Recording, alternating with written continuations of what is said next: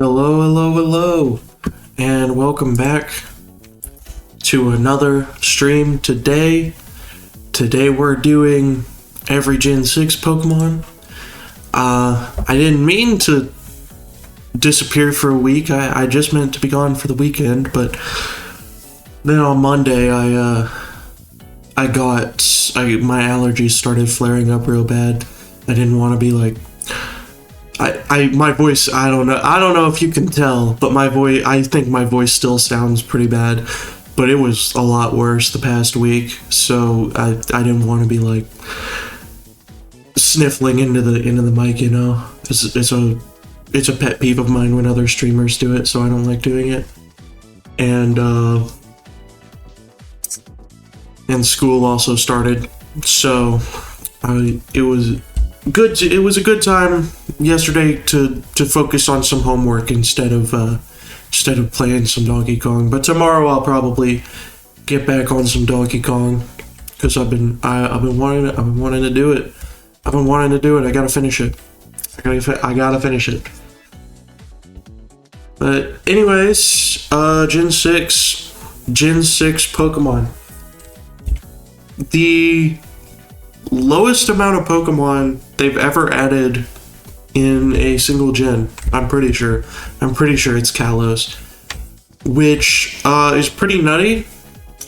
So I guess the main thing we're gonna see today is, did the smaller amount of Pokemon added in Gen 6 make for a stronger dex or not? Who knows? We'll see. And there I go. I did my pet peeve. I sniffled into the fucking microphone. I'll tell you what. It's a pain. It's a pain being allergic to the outdoors, and you have to walk around your fucking college campus in the outdoors in the middle of the summer in fucking southeast of the United States. I'll tell you what. I hate it. I hate it. Oh, okay. Now let me find some music. Get some music going on this here ranking thingamajig.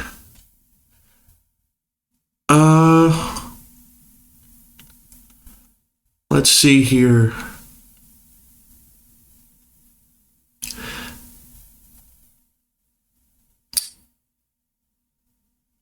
I say, okay, since summer's ending, we're gonna do summer nostalgia, 10 hours of relaxing Pokemon music to help you study / relax by my goat, Twin Leaf Lullaby. So let's hear it.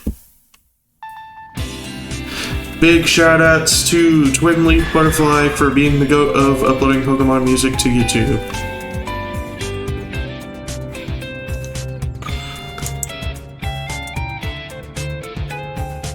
So let's see here, and naturally we're back to our grass starters with Chespin.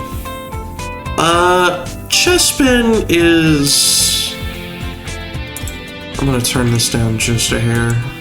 There we go. Chespin is a little weird. I like some of what he's going for. He's a little guy, but also I don't know. Chespin's just a weird fella.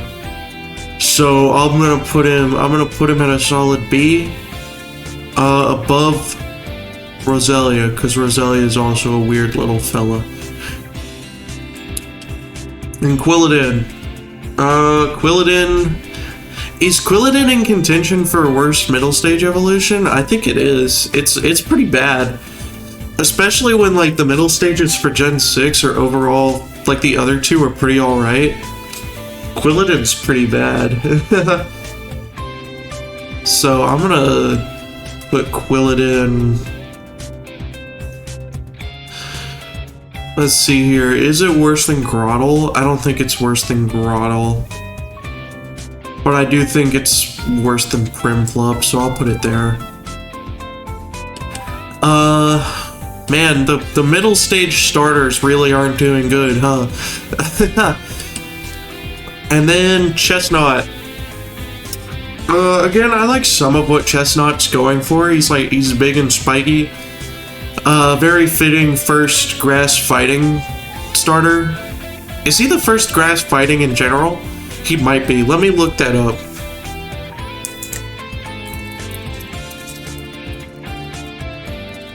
He might be the first. Oh, is it? It's Virizion? Oh, it's Breloom. How could I forget about Breloom?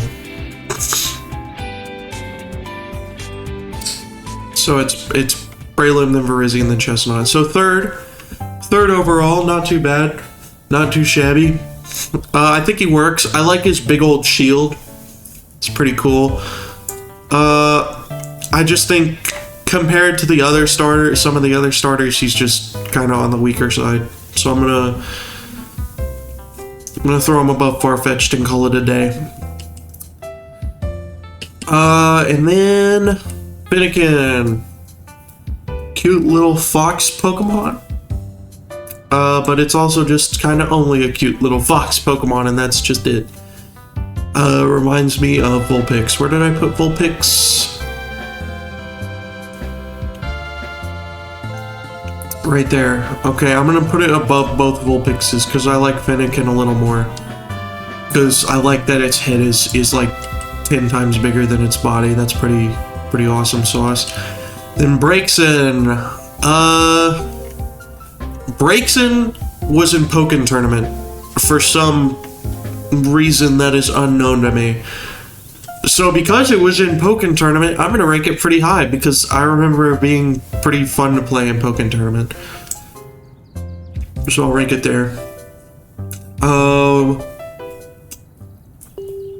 Yeah, that's really all I have to say about it. Actually, no. I like the stick and the tail. That's a pretty solid design element. I like that. And then finally, Delphox. Delphox is like full-on witch kitsune type thing, which I really vibe with. I like it a lot. I definitely say it's better than Braixen. So I'll put it... I think I'll just put it right on top of Braixen. I think Delphox is cool. And I like the witch aesthetics. It's a very interesting direction to take the line. And it's fitting for the psychic fire typing. But it's not much better than Braixen. And again, Braixen's getting a lot of points for just being in Pokken Tournament, because Pokken Tournament was a cool game. Froakie! Another one that's just kind of a cute animal, this one being a frog. I think this is the most frog-looking frog we've ever gotten in this series. Well, no, that Politoed exists, unfortunately. So I'd say probably about here. I think I like Froakie. He's pretty cute. And I like the bubble collar, and I continue liking the bubble collar for Frogadier, which is a pretty solid evolution, I think. It's not perfect. It's not like... I think Braixen is the clear winner of middle stages in this generation, but Frogadier is not bad at all. So I'm gonna put it low A. Like right there, I think. And then finally, Greninja. Greninja is so cool. I mean, it's another one where it's like, this is the propaganda machine and I'm falling for the propaganda machine. But Greninja's so cool. Like, it's a frog ninja. Like, how cool is that? He's a lot of fun to play in Smash. He's an anime Pokemon, though I haven't really seen any of the episodes Greninja's in. But even I know about Ash Greninja. He's just pretty cool. He's just pretty cool.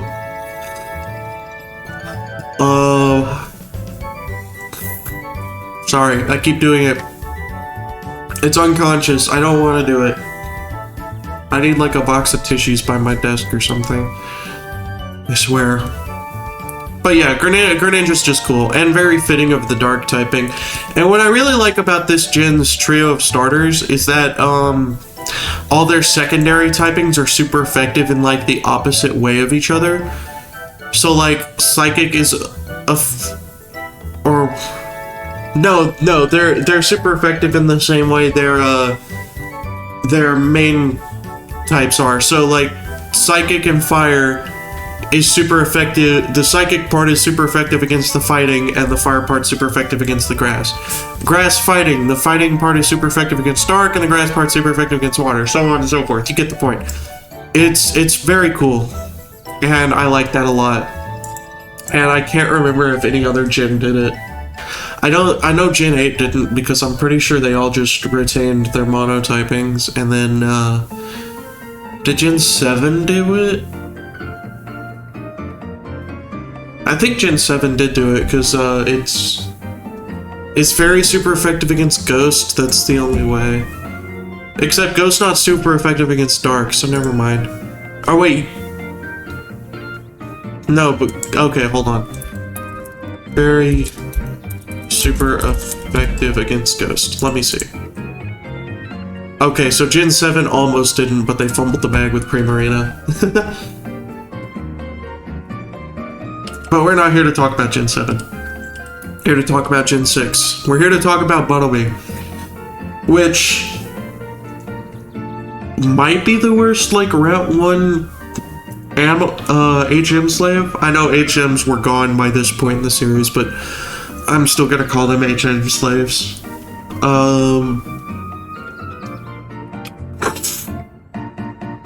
In theory, it should be one of the best, because its ground typing makes it pretty bulky, but I don't know, it just doesn't do it for me. I'll say Bunnelby. I give Bunnelby points for reminding me of the rabbits in Super Mario Galaxy, and anything that reminds me of Super Mario Galaxy is awesome sauce. So I'll put it below Bunnery, because I think Bunnery is the better bunny. But Diggersby, I just don't like him. He's just weird. I think his ears are too fat, you know? And he's trying to go for this, and it's like, it's one generation later and you're already revisiting, like, excavation equipment mammal Pokemon. Like, we just did Excadrill, and Excadrill is 10 billion times better than Diggersby. So I'm gonna put it, like, down here with Graveler. Above Graveler, though. And then Fletchling. So this is definitely, like, probably the best regional bird line in the series. Definitely up there. Corviknight definitely gives it a good run for its money, though. But Fletchling on its own is pretty standard. It's normal flying. It's just a bird. It being red kind of hints that it might become fire type later, so yippee. It goes there. Then Fletchender. We get a little bit more like flame pattern on the chest. The yellow in the wings gives it much more like fiery aesthetic. Pretty cool. Like it a lot. I like the white on the tail feathers. I kind of wish they kept that for Talonflame. So I'm gonna put it below Yamask.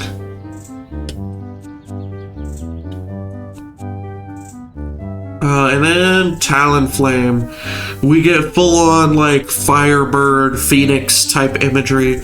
Oh wait, there are colors on the tail feathers, it's just yellow. Never mind, disregard what I said entirely, I'm an idiot. So yeah, I really like Talonflame. Very cool burb, very cool. And definitely like among the best regional birds, if not the best regional bird in the series. I'll put it above Ampharos. Very cool burb. Keep scrolling too far. Scatterbug! Oh god. I hope y'all are ready to sit through the cutscene of me putting all the Pavilions in duplicates.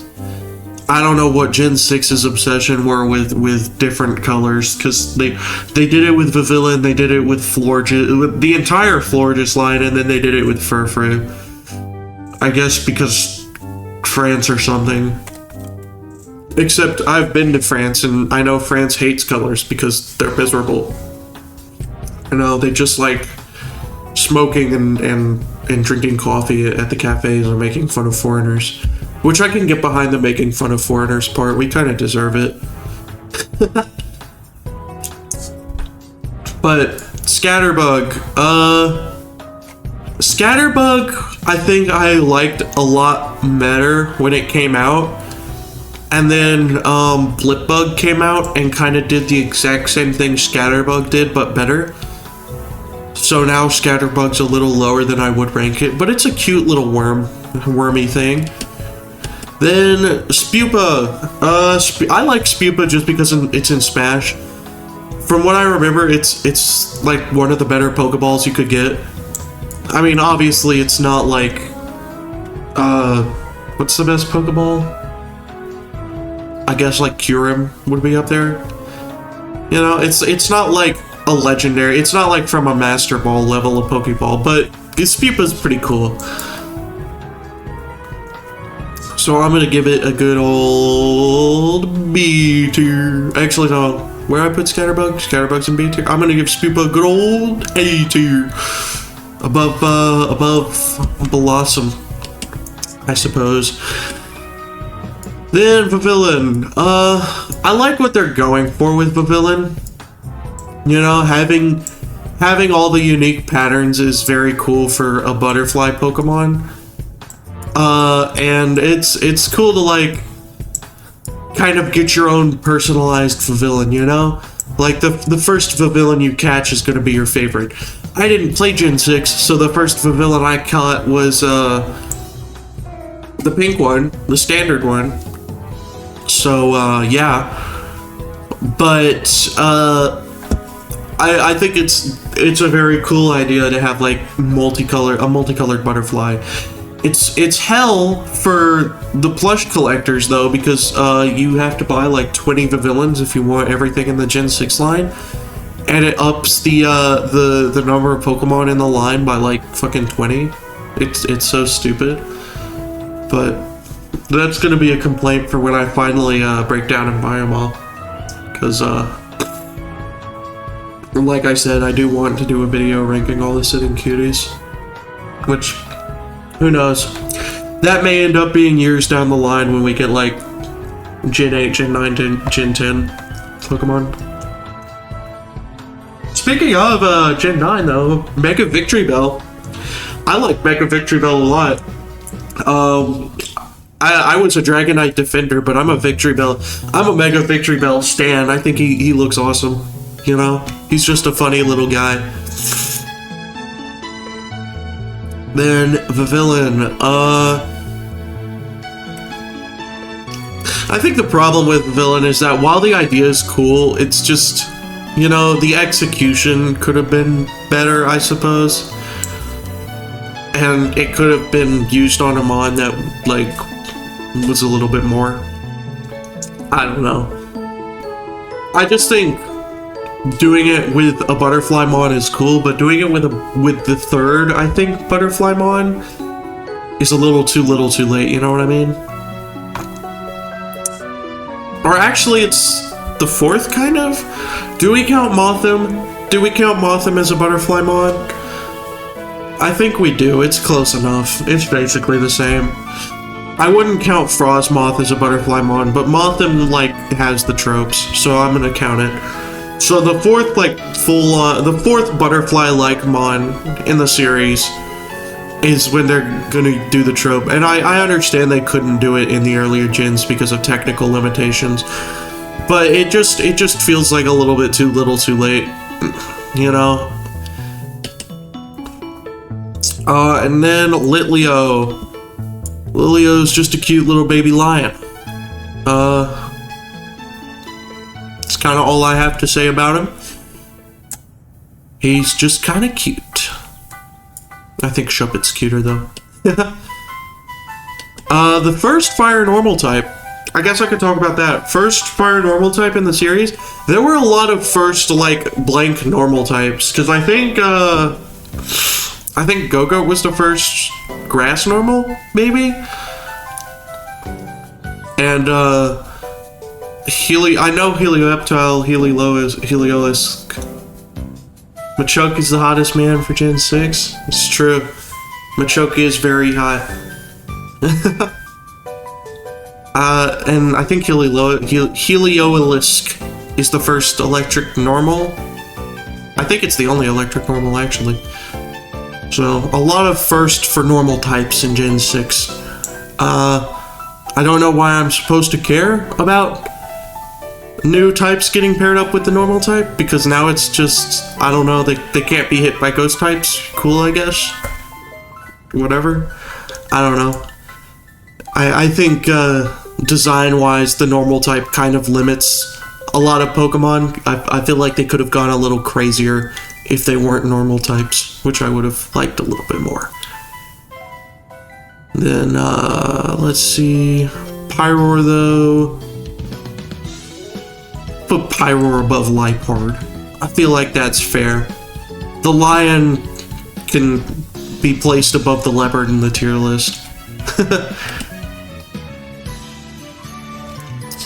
Then, Flabebe. First, full-on new fairy type.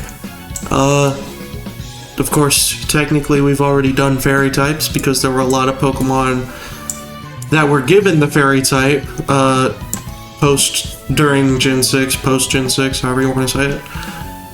But this is the first fairy type that was created as a fairy type. So how does it stack up? Well, I like what they're going for, you know, it's a little, Dryad, Alaroon type of thing. And one of the things I like about the fairy type is that it allows them to lean into, like, more myths and stuff.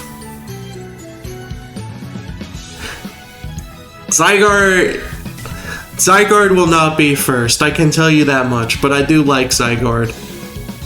He might rank pretty high. We'll see. We'll see.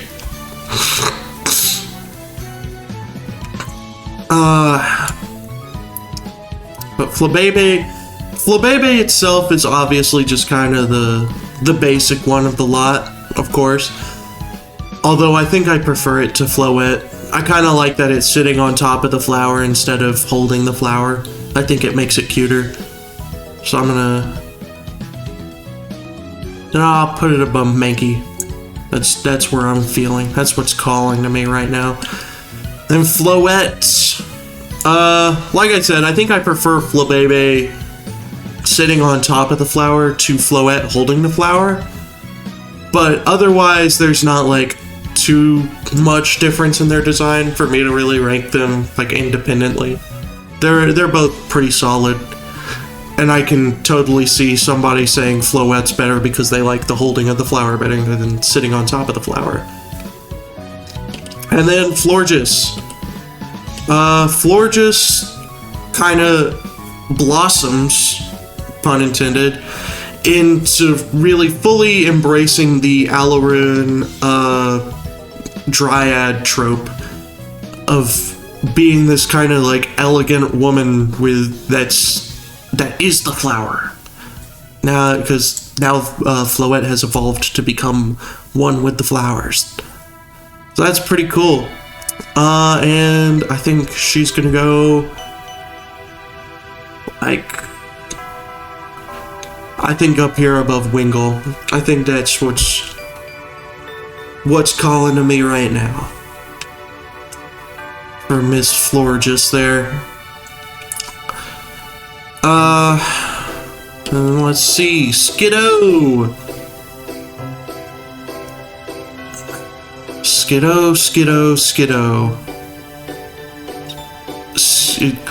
A name that is a little bit too close to Skibidi for my likings. I'll start with that. It's the Skibidi Sigma Pokemon. But jokes aside, Skiddo is just kind of a cute little grass goat. And that's pretty awesome.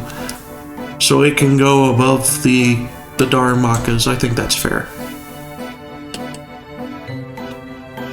And then Go-Goats.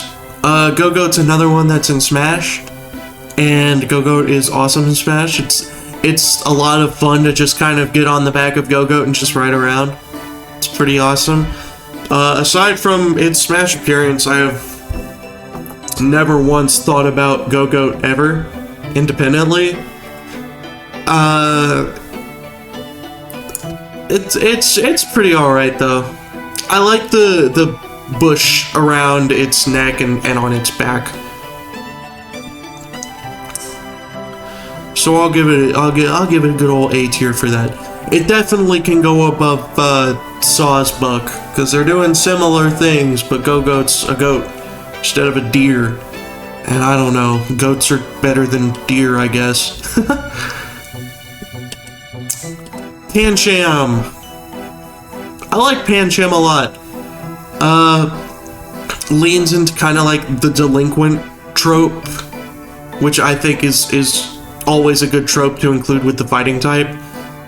And, you know, making it a dark type, of course. Dark fighting, that's just a delinquent. That's what you think of. So Pancham's good for that. I like how kind of overconfident he is. You know, he's very overconfident. He's the type who would try and fight a guy 10 times his size because he thinks he's just that good. So that's pretty awesome. We love Pancham for that. Then Pangoro, he evolves from the overconfident little twerp who thinks he can take on the world by himself into this super tough, ultra badass. You know, maybe he lost a fight one too many times, and now he had to really lock the fuck in. And I like that. I also like the kind of jacket aesthetic his fur has going on.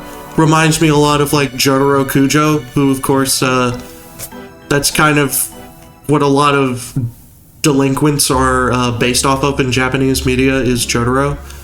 So I like that a lot. I'm gonna throw him above Grimer, right there in the A+ tier. Then we have Furfrou, another one like Pavilion, where the concept is really interesting, of making a poodle who's like fully customizable to kind of represent both like dog shows and the high fashion of France and a lot of this other stuff. I really like Furfrou for that. I wish it was on a Pokemon that was like better, or that the different styles gave it like a new typing or something. But that's, they probably would have had to balance that pretty harshly and make it worse, and then it's kind of treading on like Eevee's ground, and you know, Pokemon Company's never gonna let go of their cash cow Eevee. Beyond that, Furfrou is pretty cool. You know, just customizable poodle. Pretty awesome. I can't remember if you can access the other customizations in like later gens. Actually, I don't think Furfrou's even been in the later gens like post-Dexit, so I guess it doesn't matter. So, but for concept alone, he can get into high A. I'll give him below Durant. Yeah. Yeah, now that I'm thinking about it, I think I remember people being excited for Furfrou being in the trailer for ZA because he wasn't in Galar or Paldea. Esper. The only thing I really care about with Esper, the only thing I really remember is that one clip where Esper just gets fucking kicked in the anime. It was really funny. What's the Mega Victory Bell? Oh my god. Lockstead and Noggin slandering another banger Mega Evolution. How dare he? Victory Bell, Mega Victory Bell's awesome. So hold on. Esper gets kicked. There we go. This is quite funny. This is quite possibly the funniest clip in any Pokemon anime ever. Stay away from her.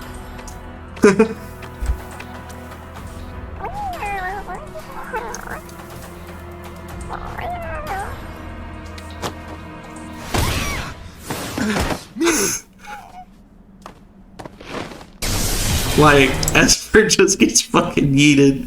It's hilarious. That's like the one thing I think of when I think of Esper is that one clip. I think it's so funny. And like, I know that there was like a plot reason, because that was Emma and she was like mind controlled or something. I don't remember. But the clip's really funny, so I'm gonna put it above Whooper for that. For the clip. Then Meowstick. Meowstick doesn't have a funny clip associated with it. So, kind of worse, I guess? I don't know. This is a line I like never think about, ever. That being said, I kind of like its vibes now that I'm like really looking at it. Kind of reminds me of like a Ghibli movie character, you know? I can't remember which one is male and which is female. I think the blue one is male. And I like the blue a little bit more. So, that is what I will rank. I'll give it a good old A tier. I like its colors, I like its vibes. Pretty solid. Up there in A. Honedge. If there's one compliment I can really give Gen 6, because I'll admit it, Gen 6 is not my favorite gen by a long shot. I think it's probably my least favorite overall. Probably. Definitely up there. If there's one compliment I will give it every day of the week, it is that they were cooking on the ghost type designs. And as a ghost type enjoyer, I can appreciate some good ghost designs. What's up? What's up?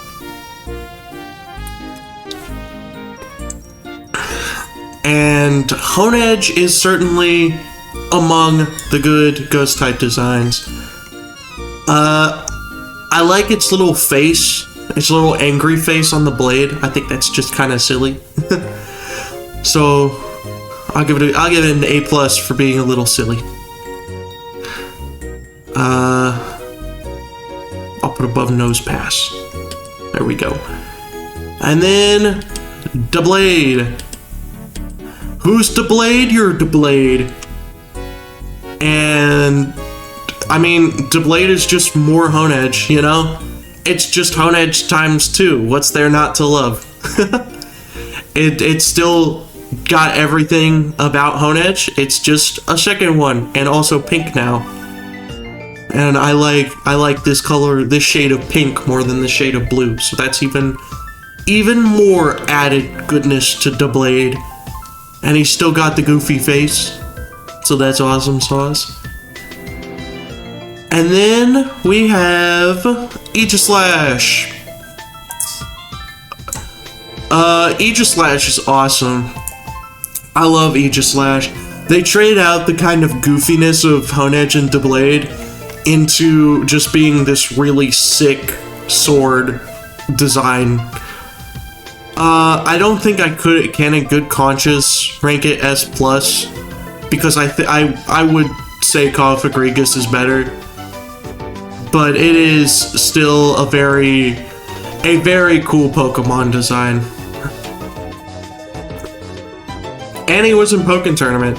He was in the second Pokken Tournament for the Switch. So that's cool. Good for him. I'm glad Aegislash could make it. I've never played Aegislash, so I couldn't tell you if his moveset's fun or not, but glad he's here, you know? And Spritzy. Spritzy. For the first, like, pure fairy types ever, or I guess the first new pure fairy types, because didn't they take away, like, Clefairy's normal type and just made it Mono Fairy? Whatever. For the first, like, new pure fairy types that were designed with the fairy typing in mind, these guys are pretty weak sauce. But both of these lines, you know? I'd say between the two of them, Swirlix and Slurpuff are better. But they're just kind of weak. And I really don't think they like truly started justifying the existence of fairy type until Gen 7. But that aside, how do they stack up? I do like at least how Spritzy and Aromatisse are very French in nature, you know. Perfume's a very big part of like French industry, French culture. Just like high fashion, like I mentioned with Fur Frou. So I like that a lot. And I don't know what cotton candy has to do with the French, but I don't know. I guess I'll have to rewatch the Loxton Noggin video about all these their Pokemon. Spritzy is, I'd say, pretty alright. I like its bird mask. It's like bird face more than anything. It reminds me of a lot of like a plague doctor mask, which if you're familiar with plague doctors, what they did is that they put herbs and stuff like that, you know, smelly stuff in their like beak, in the beak parts of their mask, in order to not contract the plague. Obviously didn't work, but it's what they did. So the perfume Pokemon kind of having a plague doctor mask, I think is interesting, because it kind of represents the idea of like, well, the smelly stuff's been used for stuff other than perfume. It was used for plague doctors. So that's pretty awesome. And then we have Aromatisse.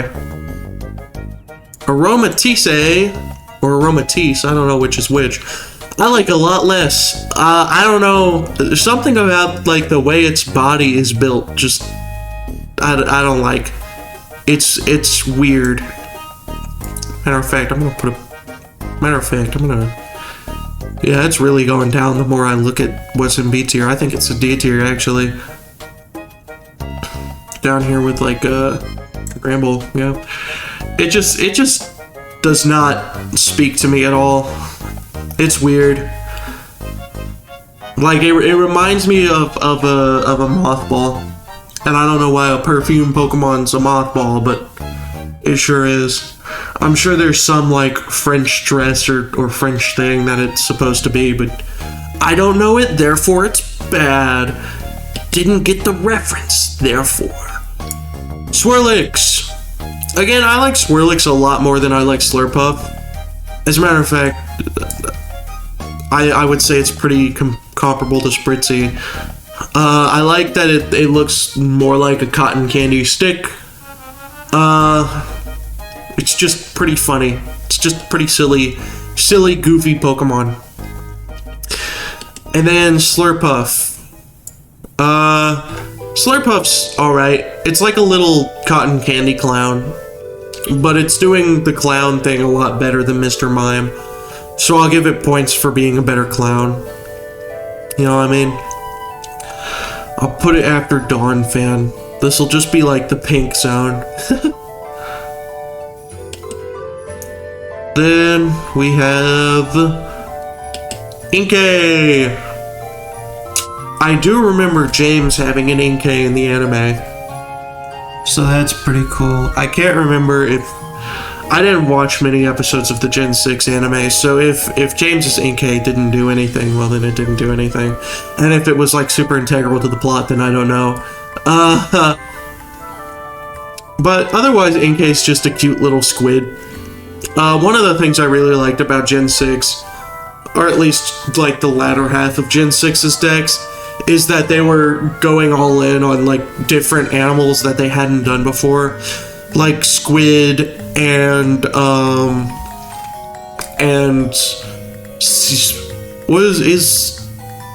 is Dragalge supposed to be a seahorse? I guess they already did a seahorse. And barnacles. What the barnacle? I think that's pretty cool. I always like it when Pokemon does like new animals rather than just revisiting old ones all the time. And then Malamar. Malamar has probably the most interesting, like, evolution method in the series. Being forced to turn your DS or your Switch upside down is a really interesting way to evolve it. And naturally it represents this by being an upside down squid, which I think makes its design a lot more memorable, because now its tentacles are like dreads, and it has these big old arms and this pattern on its belly. It's a very unique and interesting design. Also, one of the few episodes of the anime I watched was the one where the Malamar, the evil Malamar, like, mind controls an Officer Jenny and is, like, mind controlling everybody and is being evil and stuff. I don't know. I don't remember a lot of it. I just remember the one scene where Serena refuses to let Meowth scratch her face because she's French and can't stand her makeup getting ruined or something. And I remember my kid me being like, "No, Serena, you're gonna get got. Don't do it. Let me out scratch your face." That was, I don't know. I think that was the latest episode of the Gen 6 anime I watched. So, then Binacle. Binacle's alright. It's kind of cute in a really ugly way. You know what I mean?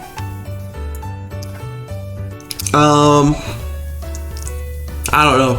I just kind of like him. Reminds me of a Muppet. Or the guy from Pan's Labyrinth, I don't know.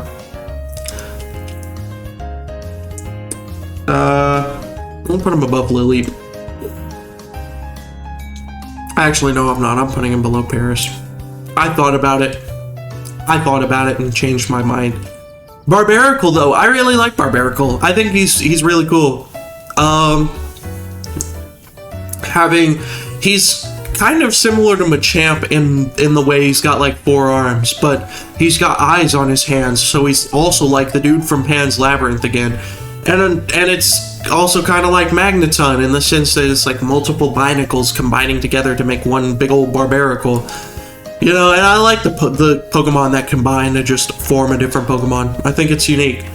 Still, after all these years, Magneton's been around since like what, 92? Is that when the first Pokemon came out? Or I guess it was a little after 92. It's probably like 94, 95, right? Where am I gonna put him?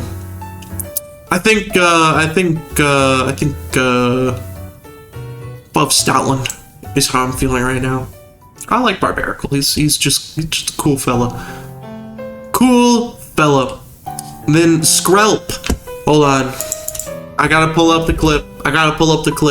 This is what I'm reminded of. This every time I hear the word Skrelp. Skrelp. Pokérap. I just want to hear the Skrelp part. Can I skip to the Skrelp? Is there a clip of just the Skrelp? Okay. Okay. Hold on. I'm just gonna have to find it. Unless we want to listen to the full Pokérap. You know what? There's like 3 Pokemon in Gen 6. We'll just listen to the full thing. I don't care. Let's see. There we go. Harry? There we go. This one's or at least we'll listen until we get to Skrelp. Because it's what I'm reminded of whenever I hear Skrelp. Bulbasaur, Charmander, Squirtle, Caterpie, Butterfree. This is just it's the most white boy song ever made, but it's kind of funny and that's it. Poliwrath, Mismagius, Fracture, Crabrawler, Dewpider, Shelter, Cloyster. And he's got a good flow, I mean, you gotta admit. Luxio, Swampert, Lilligantine, Seismitoad, Politoed, Palpitoad, Seal, Parasect, Trevenant, Toxapex, Field, Mandipus, Scatterbug, Graveler, Pelipper, Elgium, Picky-Peck, Clawitzer, Conkeldurr, Probobus, Scallopy, Delibird, Ursaring, Blaziken, Fennekin, Quilladin, Nidoking. There it is. The Skrelp is so funny. That part's so funny to me. It's the best part of that video. So, the Skrelp much like Esper gets to go up in my head for being associated with a funny clip. I'm gonna put it above it. Actually, no, I'm gonna put it below it because the Esper clip is funnier. Yeah, that's it. That's all I had to say. The sentence was over. Then Dragalge. Dragalge just kind of becomes bigger Skrelp. Cooler Skrelp, even. I don't know. That's all I really have to say about it. I'll put it above Skrelp, I guess. That's kind of just it. I don't know. I don't have many thoughts on Dragalge. It's cool. End of story. Clauncher. I like Blue Lobster jump scare. Am I gonna pull up another clip for a Pokemon right after Skrelp? Hold on. Let's do it. Blue Lobster jump scare. Let's do it.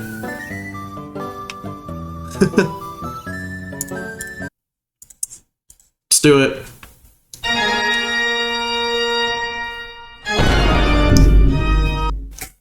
Absolute cinema. That's just Clauncher. I should make that like a follower thing on my thing.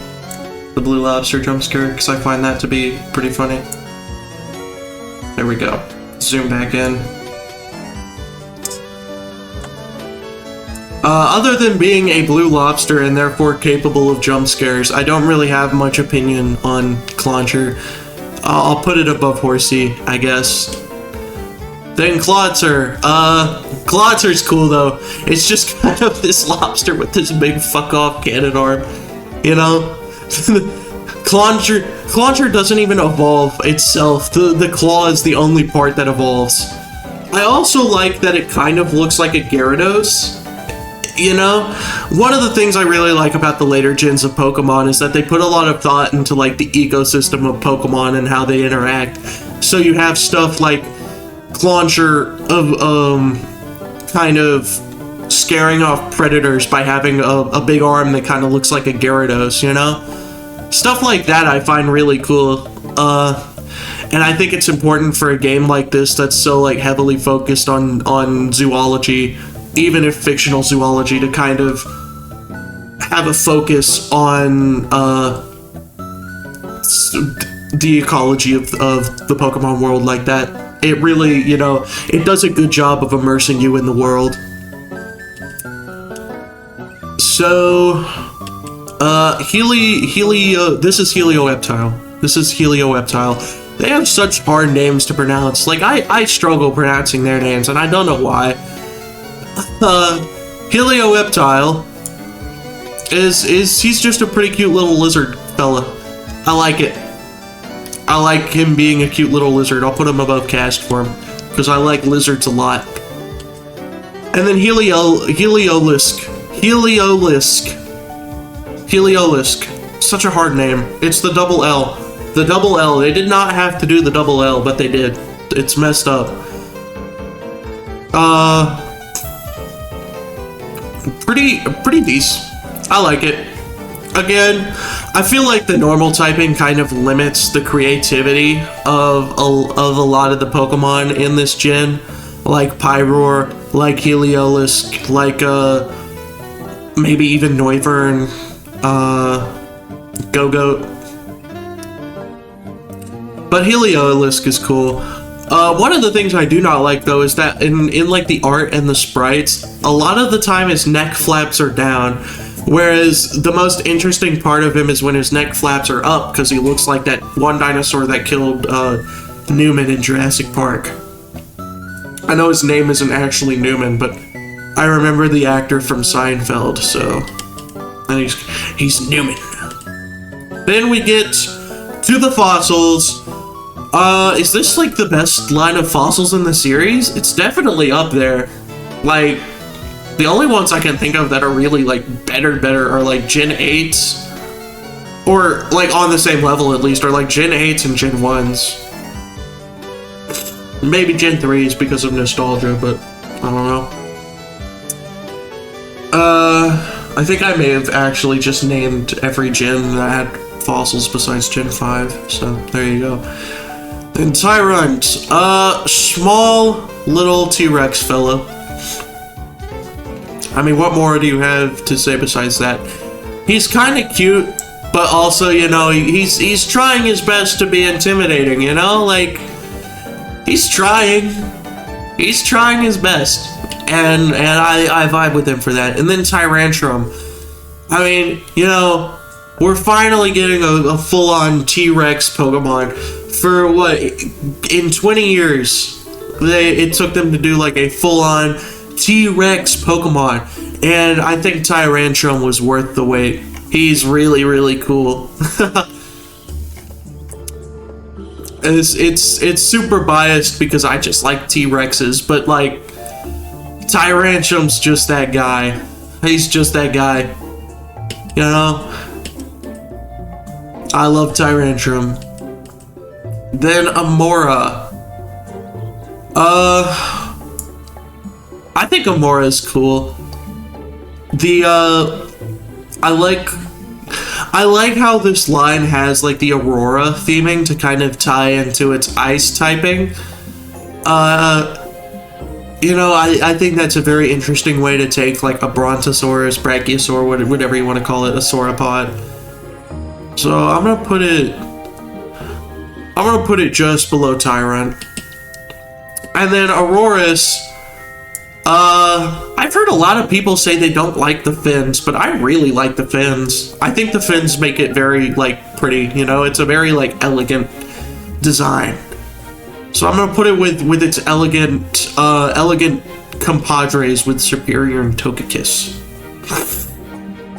Because, you know, it's just very regal. I like that. And again, keeping up the Aurora theming and making the Aurora bigger by giving it bigger flaps. I vibe with it. Sylveon. As of right now, the most recent evolution in the series. And you know, I would say it's just kind of alright. It's certainly not... It's certainly not as kind of like middling as the Gen 1 evolutions, where I kind of felt like they could have done a little bit more with them. But I don't think it quite hits the highs of like Umbreon, Espeon, Glaceon, or Leafeon. But it's alright.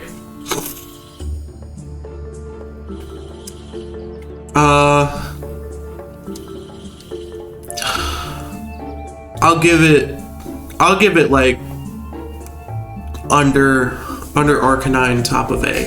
I think that's fair for Sylveon. Then Hawlucha, a Pokemon I constantly forget exists. Hawlucha is pretty cool despite that though, you know? Doing a luchador bird. I didn't know there were luchadors in France. I thought that was like a Mexico-Spain thing, but eh. I'll put it there. I like it. Pretty solid. And then Dedenne. As far as Pikachu clones go, Dedenne's... It's alright, I guess. I mean, where's Pachirisu? It's better than Pachirisu, I guess. So I'll put it above Pachirisu, but I don't really have much thoughts towards it. I know Bonnie has one in the anime, or I guess technically it's Clemens, but Bonnie takes care of it.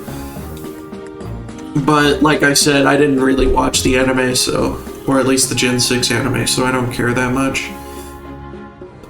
Dedenne's alright though. This one I don't really get being a fairy type though. Like, maybe I'll need to watch like the explanation somewhere, because I don't quite understand what makes it a fairy, besides that was the new type they added, therefore the Pika clone needed to be fairy type. God bless. I'm sorry for all the sniffling and my voice sounding awful. Hopefully tomorrow I'll be better. But I'm probably not going to stream again until my voice is better, unless it takes another week. Carbink.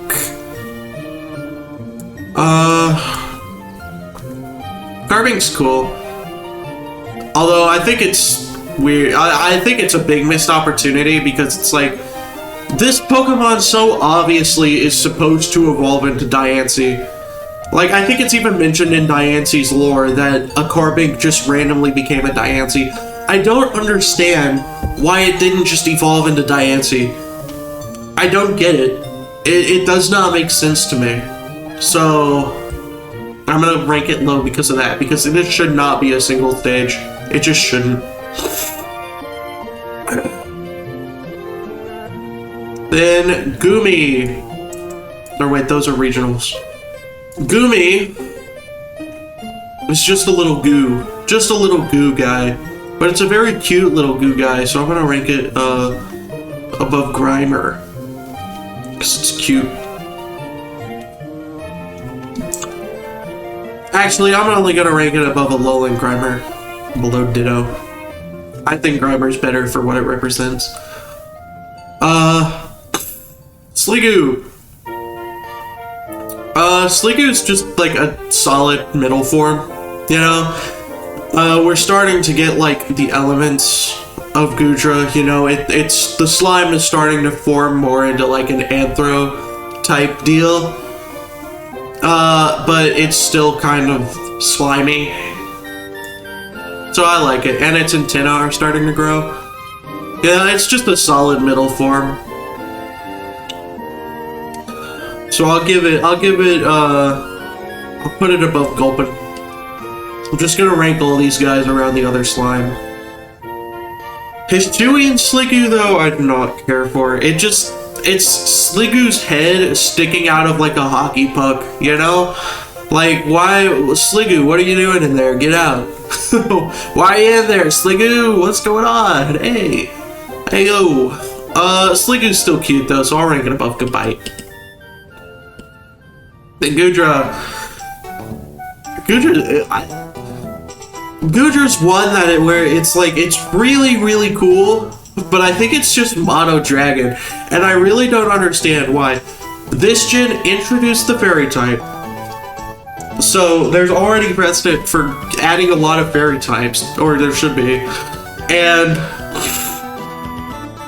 Goodra would make perfect sense as a Fairy type, so I don't know why they decided not to do Goodra as a Fairy type.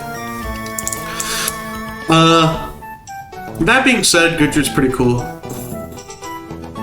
God bless, I'm so sorry about all this sniffling, I really am. I wish I didn't have to do it, but like, there's... You know what, actually, I'm not gonna describe it. I'm not gonna. Let's just say... My nose is looking a lot like Goodra right now. But yeah, I like Goodra. I like Goodra a lot. It's definitely not my favorite pseudo-legendary ever. But, you know, it was a nice reprieve from like the super serious, edgy, cool pseudos back into like the goofy era of Dragonite, you know? And... well, I say I definitely prefer the edgy pseudos a little bit more. There's definitely a place in my heart for the goofy ones.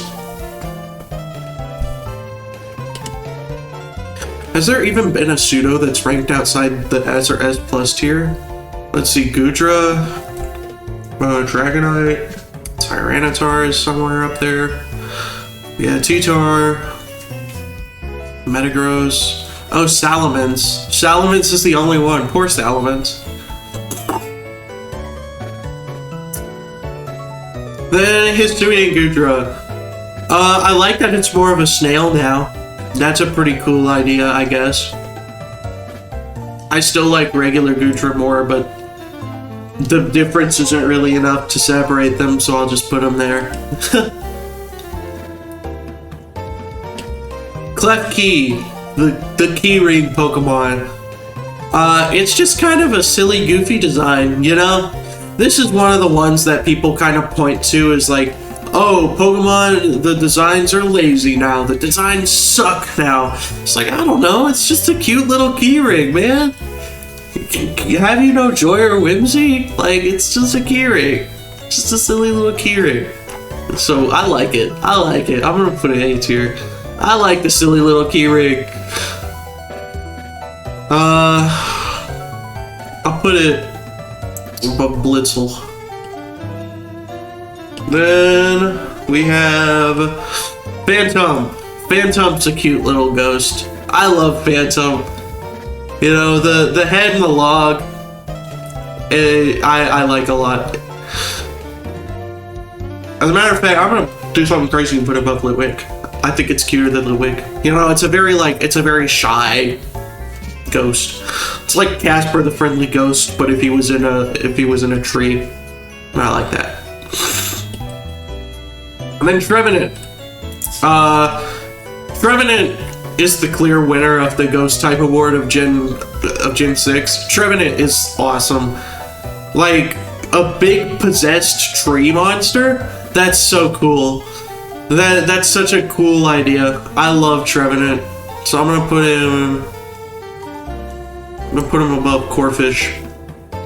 Man, my S+ tier is just dominated by Ghost type. You can really tell which type is my favorite. Like, I'm not subtle about it. It is the Ghost type. I just think they just cook on the Ghost types. Like, I don't know what it is. They just always deliver with the Ghost types. Like, for example, Pumpkaboo. Pumpkaboo is another Pokemon that's really good because it's just delivering on the Ghost types, you know? It kind of trades off that like cool factor from Phantom and Trevenant in favor of like being a really interesting theming thing of it's a pumpkin. It's a Halloween pumpkin that's possessed by a ghost. Woo! I like it. I like it a lot. I'm gonna put it above Lotad. And then Gourgeist. You actually get like the full jack-o'-lantern face on Gourgeist, which is awesome. And I think Halloween has traditions that like lie in French customs, so that's cool. You know, introducing like the Halloween Pokemon in France, because I'm pretty sure it was like a Scandinavian thing, and obviously the Vikings were all over the place. They were in France, so I like it. I like it a lot. God. The scrolling back and forth between the top and the bottom of the tier list is getting to be a bit much, huh? Then Bergmite. I mean, it's just kind of a cute little iceberg. It reminds me of Ice Climber's Final Smash. There's not really much point in me saying that because I don't really care about Ice Climber's Final Smash, but you know, it's interesting to note nonetheless. Oh god, hold on. I'm gonna turn off the mic real quick, I gotta sneeze.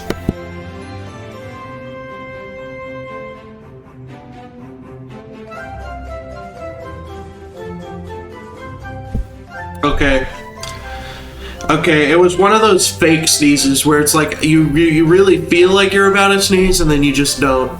So, that was lovely. Avalugg. Avalugg does not feel like a sneeze and then isn't a sneeze. Avalugg's pretty cool. Pun intended. It's a big like iceberg creature, you know, an ice titan, if you will. I think it's a pretty cool design, you know. This time the pun was unintended.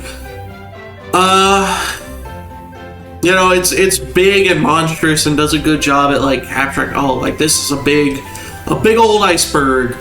And then Hisuian Avalugg, I think is a little worse, because like, why are the ice caps melting in ancient times? Shouldn't that be like a current time thing? And why is it a snowplow? Shouldn't that also be a current time thing? But whatever. I'll give it like a on top of Cryogonal. And then Noibat. Noibat's just kind of cute. Reminds me a lot of this one. What's your name? Swoobat. Reminds me a lot of Swoobat. So I'm gonna put it by Swoobat, though I think Swoobat's a little cuter. Then Noivern. Noivern's just really cool. You know, a big old bat dragon. definitely, I think it's comparable to like Flygon, but I think I prefer the colors of Noivern a little bit more, so I'm gonna rank it higher. Then finally, we have the legendaries. One of the lower amounts of legendaries in the series. I think the lowest since Gen 3. And Xerneas. Xerneas is cool, I guess. It's like, what if the Swords of Justice were actually good, you know? Where did I even put the Swords of Justice D tier? Yeah, Xerneas is alright. I'd rank it above Kyurem at the very least, so... You know, I'll throw it above Buffalon. Twinkle Tackle. I love Twinkle Tackle. It's so funny. I know people like to complain about when Pokemon can't, like, properly animate their moves, but I don't know. I just find it funny and move on. Then Yveltal. I like Yveltal a lot. It's literally just a giant Y that is also a big old red bird that also represents death for some reason. But that's pretty awesome. So I'm gonna give it above Excadrill because it's a good spot for it.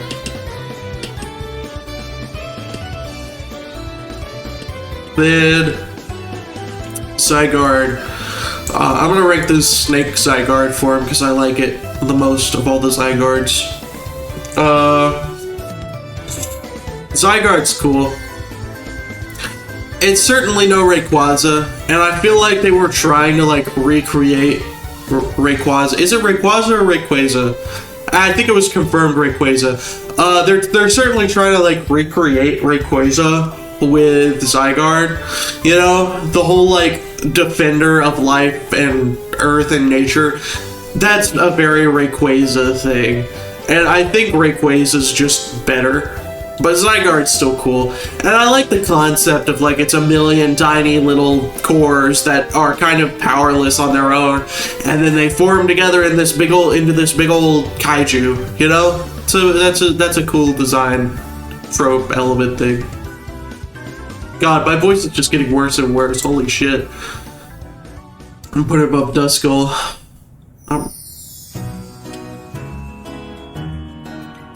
Then Diancie. Again, why did Carbink not evolve into Diancie? Why?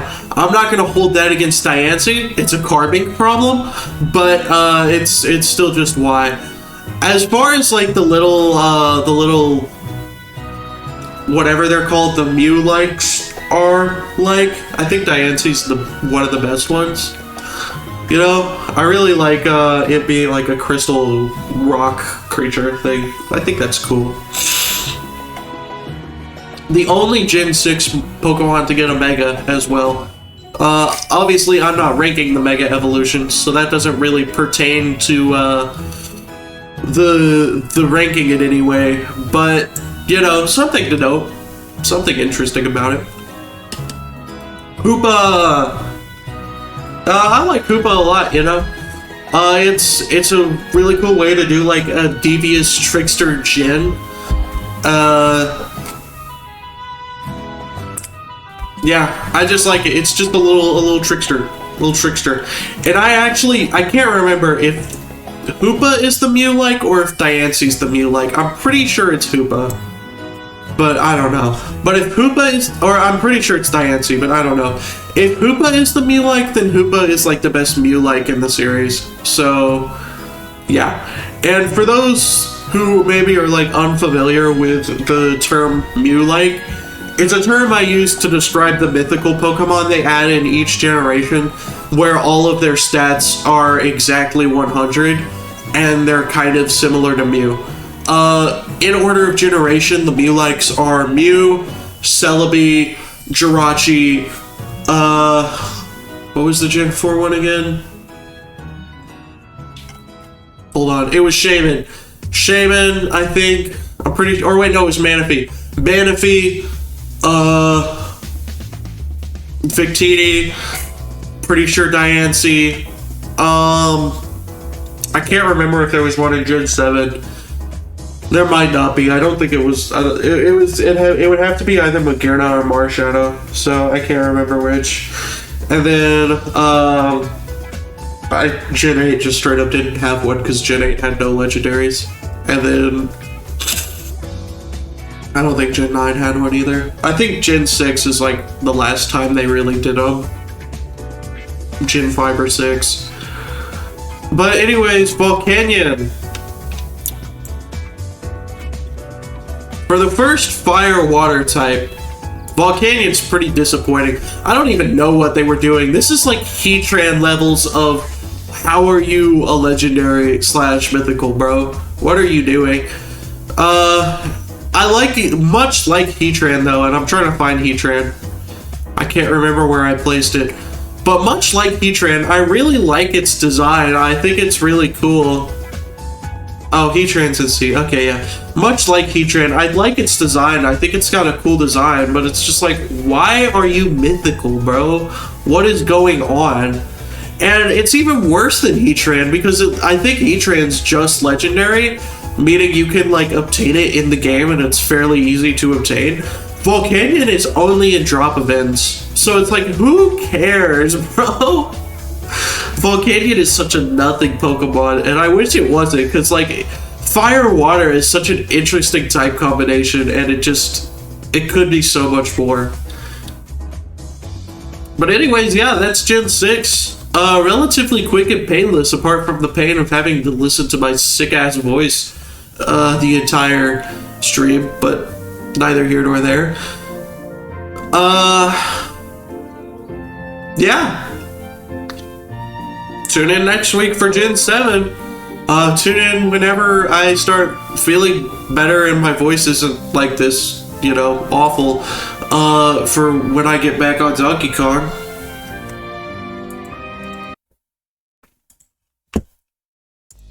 Yeah. I'm kind of shocked at how like lenient I was towards Gen 6. I would generally consider Gen 6 like one of the worst dexes in the series. I don't think it's worse than Gen 2's because at least Gen 6 has lined, and Gen 2 was just like 90% baby Pokemon and added evolutions. The added, I'll give them the added evolutions. They were pretty cool, but like the baby Pokemon, bro, what are we doing? And yeah. Beyond that, excuse me. Beyond that, yeah, I think that's really it. So, without further ado, later, Gators.